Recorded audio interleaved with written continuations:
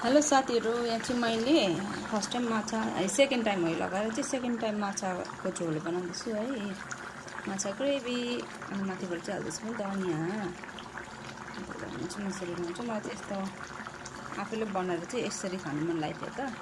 आज चाहिँ जुर्यो माछा खानु। यो माछा बनाउनु पनि मजा लाग्छ, बनाएपछि मजाले मन लगाएर बनाउनु मन लाग्छ हो। यसरी बनाउँछु साथीहरूले चाहिँ यो हेर्नुहोस् न, यो माछा चाहिँ मेरो रुई माछा हो साथीहरू।